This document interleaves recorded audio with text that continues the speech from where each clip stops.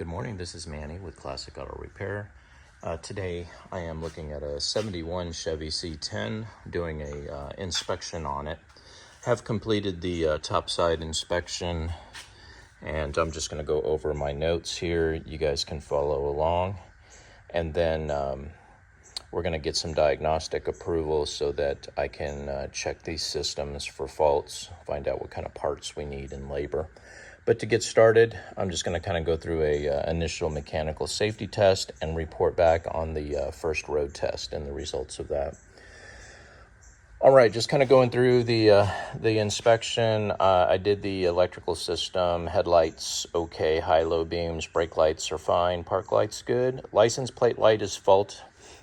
It does have a bulb and socket in the rear bumper, but the light's not coming on, so they will pull you over that for that. So we want to check it for fault. I have that time. So basically the way this estimate works is if I find a fault in my inspection, I put it down below as something that needs to be checked. So I'll ask for some diagnostic time to get that fixed. Any diagnostic fees apply 100% towards the final repair if you approve those on the revised estimate. So for example, if I put a quarter hour to check the plate bulb, that's $56.25. Basically, I'm going to come in here and I'm going to check this for a bulb, check for power, check the wire connection on that bulb, and if I can fix the repair, if the diagnostic time is approved for $56.25, if I make this repair and it's under $56, then there's no additional charges. But let's say, for example, I need to get a new park light socket and bulb to make this work, and the parts are $50, and to replace it's another $50. That's $100 in addition. So what that means is I'll send you a revised estimate that will say to make that repair, now that I know what it is and I've researched what the parts are, to make that repair on that license plate light will be an additional $100. So that's where the diagnostic fees come in, and you don't have to approve those repairs. You can kind of decide based on what I find out with my approved diagnostic repairs, what it's going to take for parts and labor. You can then make those decisions as to what you want to have fixed during this visit, or put it on a project list for future visits to the shop. So again, real flexible here. We want to have a lot of good clarity on our estimating, but basically what you're doing is just approving diagnostic time on this go round. Once that's approved, I'll get started on finding the repairs, locating the parts, and then get you back an estimate revision, and you'll approve that on any items that you want me to fix. So let's go ahead and continue down the list. All right, so going down past the license plate light, dash lights okay. Turn indicators, customer indicated there was a fault in the cancel cam where when you turn the steering wheel back to straight, one of the turn signals is not canceling. This is not a stock steering wheel. So I got to get up inside of there, pull the steering wheel off with a puller from the column, and then check the pins on the back of the steering wheel and how they align up with the turn signal switch to see why they're not canceling one way or the other, and get back to you on what the fix is for that.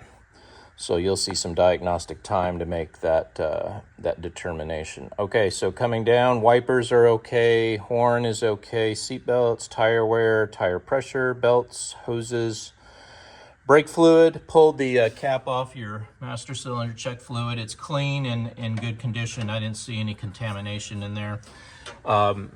Checked your hoses and your heater hoses, radiator hoses. There might be a small leak right here. I can't really tell yet, but there's a little bit of moisture there that might be coming from either the thermostat housing or the radiator hose. Radiator clamp's in pretty bad condition. We can swap that out. But again, that's just a pretty item. We want things functional right now, so I'm just mainly looking on getting things safe and reliable, then we can talk about making things pretty at the follow-up. Okay, so going down the list, antifreeze. Okay, so the antifreeze is another condition, another issue. Let me grab my flashlight. So when the truck arrived, obviously it's cooled down now, and it's empty or halfway full on the radiator level. So it's not going to cool very well when there's no antifreeze in the system. And what normally happens is this hose right here goes down to the ground. This is called your overflow hose. The little hole is right there. You can see if I can see it there. Yeah, there it is. It's just down a little bit below there. That little pinhole allows when the radiator releases pressure. So one of the things I want to do is test this radiator cap. It should hold 16 pounds of pressure. If it's holding 3 or 4 or 7, when the radiator pressure builds up, it's going to release this spring, and it's going to allow the fluid, the coolant, to escape to that hole and go out onto the ground to relieve pressure in the system. But that's because this thing isn't holding enough pressure. So I need to check it and see why there's no antifreeze in this. It could have been an air pocket in the last fill up of the antifreeze. It's a new vehicle to me, so I need to check those things to see what's failing or if it's just got an air bubble in it. So I'll run a test.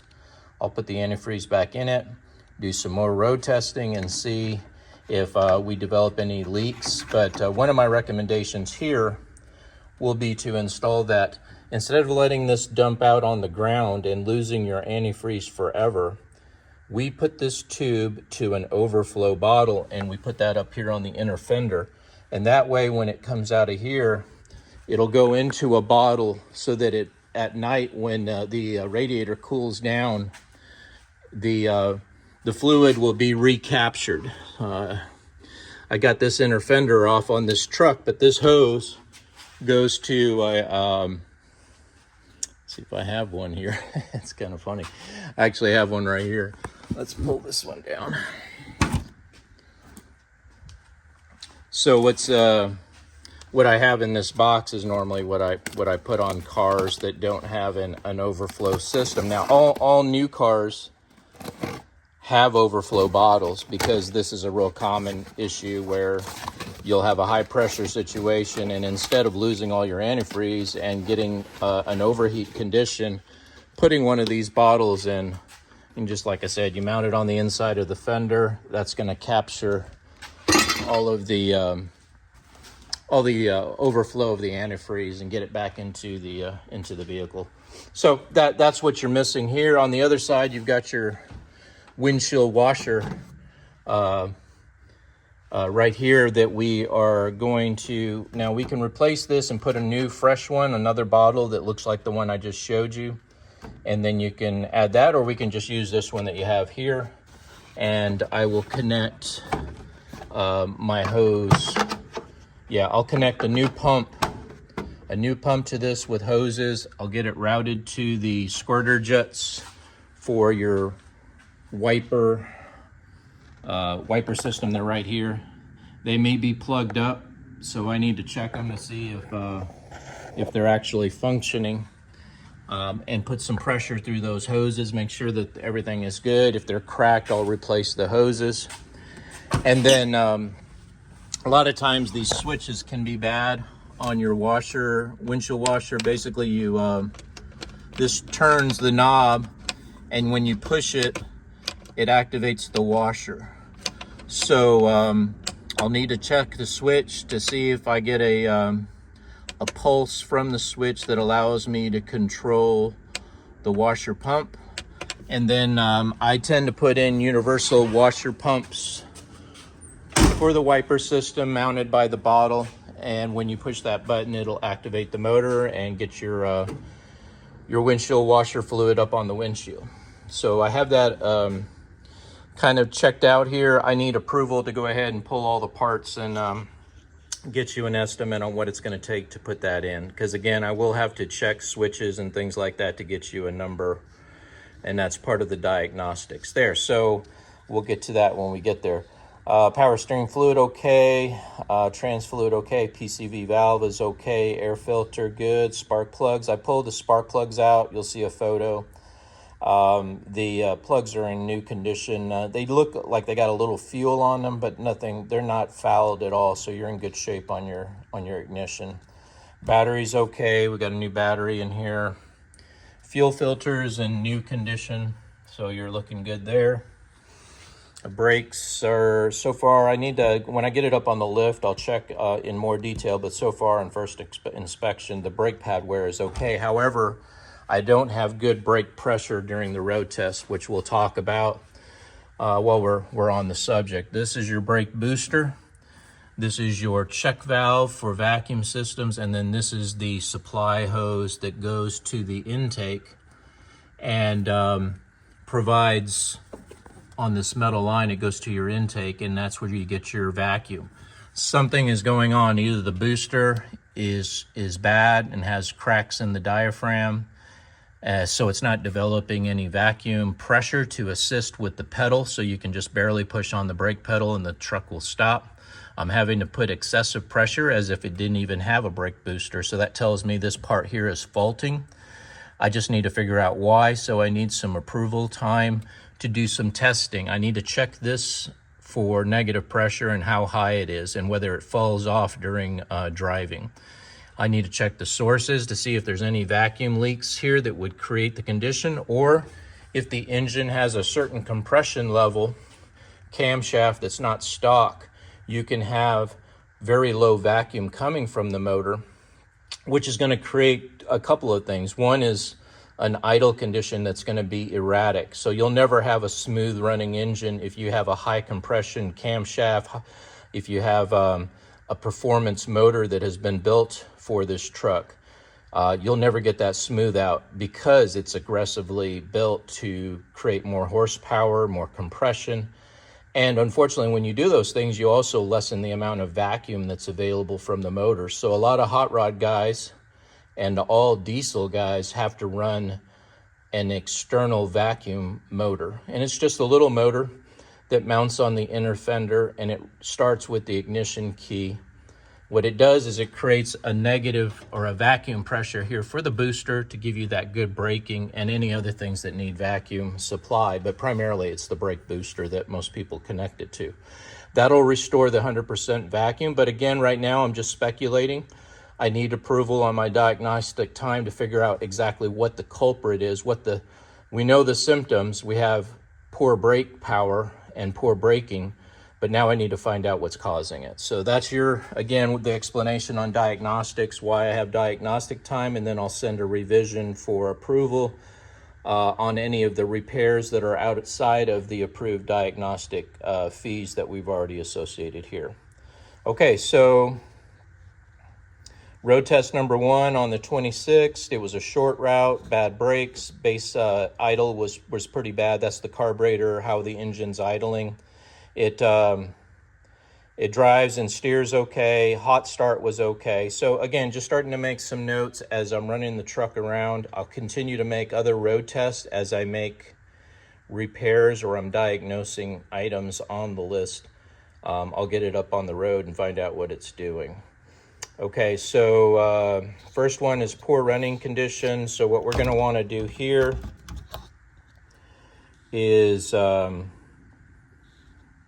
I need a half an hour of approval to find out why it's running bad. I need to check your timing, your vacuum, things like that. See if we can get this thing, find out what kind of compression this engine is developing. I've checked one of the spark plugs, so I'm kind of just, I need to get some time approved so I can get this further checked out. Diagnostics here is for a quarter hour to find a solution for the sticking gas pedal.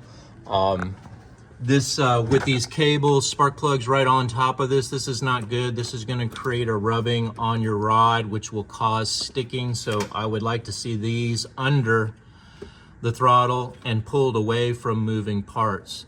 Then I'll check spring tension here, make sure that it's at the right level, lubricate anything that needs to be lubricated. Then I'll go inside of the truck and check the pedal for any obstructions or anything that's broken or not the way that it should be. So I got a 1/4 hour for that. Next item on my list, 1/4 hour, is to check the emergency brake. I'll put it up on the lift and you'll get another video from the bottom of the truck.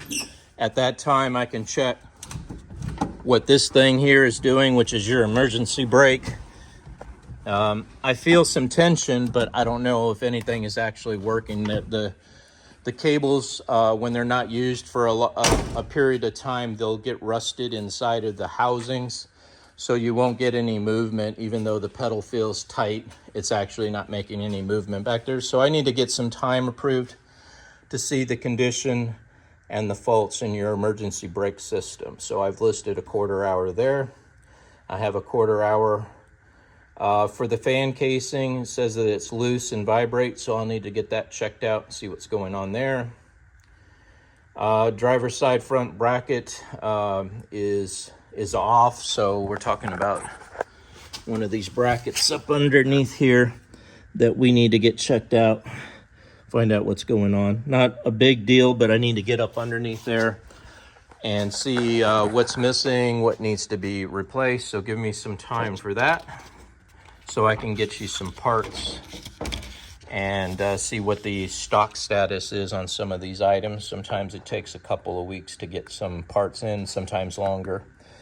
Okay, so I need a 1/4 hour here for the blinker doesn't cancel. We've already talked about that on the on the steering wheel not being stock. I need to pull the steering wheel off and find out what's going on underneath. I got a 1/2 hour for the door is hard to close. Just need to check it out. I need some time to figure out what's going on there with the door closures. Let's see. 1/4 hour for the dash cover. This is this is a good example here. It's I think $56 that I'm asking for approval, and that's going to allow me to come up in here and see about getting this carpet. There's 2 ducts underneath here that connect to your defroster side of your evaporator case on the vintage air and late model air conditioning kits. So if the tubes are connected and we're not getting air out here, it's because this has got a cover that's protecting that duct from letting air get to the windshield. So we need to modify this. I'll need some approval. Let's see if I can get this up. I'll need some approval to get this these ducts taken out, probably painted. They've got clips that usually are broken on them. You got to get these out of there, get them repainted, and then modify this carpet thing, which is not stock. It's supposed to be painted under the on this bare metal here, but because it's got this carpet on there, we're going to need to modify it and cut it to allow the ducts to let the air come through. So that'll fix that. There's probably some more time involved because that's pure labor right there. We won't need any additional parts unless one of the ducts breaks when we're trying to get it out of there. All right, let's see. Next item on the list, or your list of items that you had for me, was a 1/4 hour for the windshield washer wiper system. We talked about that, and I'll need to get in there and find out what you're missing. You asked about an estimate for the engine bay restoration, and the parts can run anywhere from $200 to $2,500. Every project's a little different as far as what you would like to see done on the under the hood area of your vehicle. Labor $2,500. This is again just plus or minus based on an estimate, and what parts I'll need to replace under the hood, what kind of paint I'm going to be applying if I were going to shoot the inner fenders under the hood. All of these things come into consideration. We remove a lot of items so that we can get back down to the engine and repaint it. The intake needs to be detailed and cleaned or removed and glass beaded, so there's some hours that are involved there. The water pump needs to be painted the color of the motor. Hoses that are new we don't replace, but we recondition, and we replace hardware, clamps, things that are not painted well. So there's, you know, it's a lot of different little items. The frame rails need to be painted all the way back to where you can see on both sides. So, you know, there's a lot to do here, but it's kind of based on your budget and timelines. This will take anywhere for 3 to 6 months to do an engine bay restoration. So keep that in mind as far as when you want to have the vehicle to drive it and enjoy versus having it under major kind of upgrades and restorations. So that is included here, so you'll have some kind of ballpark. And then last item I had on my list was a half an hour to diagnose the brake issues. Again, when I drove it, it wasn't stopping well, so I need to know whether it's a brake problem in the, you know, in one of the brakes or the axle, or is, you know, again, pointing at the brake booster as being part of the problem there. So I'll need to get that checked out as well. Carburetor looks like it's been on there a little while. It's got a little bit of gas, kind of not really corrosion, but dirt. You know, you can see the back of the flapper. You may want to get this cleaned up. We can do some carburetor cleaner, filter clean it, and get it in good condition, working condition, because they do need like an annual tune-up. A lot of folks will do it themselves, but you got to get into the carburetor too and do some tuning there. I need to adjust the fuel mixtures. I need to adjust the choke. It's got an electric choke, and make sure that this tension is better than it is. Adjust the fuel mixture so you're not fouling out the plugs and you're getting good vacuum, because if these aren't right, or if you have a vacuum problem, carburetor's not going to run right. So I need to check on that. And then, of course, your linkage and everything there, making sure everything is the way that it should be.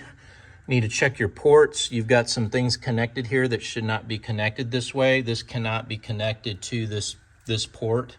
It's going to your vacuum modulator, which is right here. This line goes down to your transmission, causes it to shift erratic or funny because this isn't at the right location. So need to get that fixed and put to a direct vacuum source.